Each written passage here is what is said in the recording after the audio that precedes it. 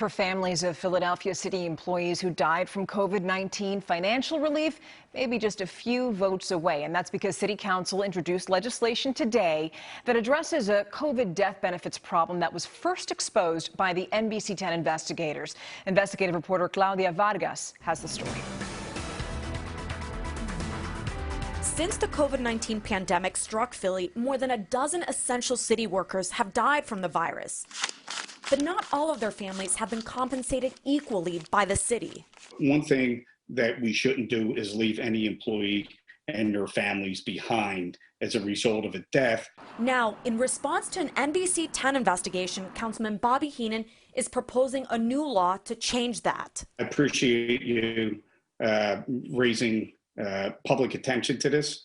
In February, we reported that while firefighters and police officers who died from COVID-19 were being treated as line-of-duty deaths, other essential personnel, such as workers for the airport, prison, and fleet, who died from COVID-19 were not receiving those service-related death benefits. They can include funeral expenses, health coverage for 5 years, up to 80% of the pension the employee would have received, and workers' comp death benefits. I want to thank you and the station for your exclusive. That really did give me, it gave me the urgency. Heenan introduced legislation today that would create a presumption in the law. If a worker who has to work in person contracts the coronavirus and dies, the city would have to presume the virus and death were job-related. This bill is retroactive from March 6th of 2020. That means the families who lost loved ones in the last year to COVID-19 would be eligible if the bill passes.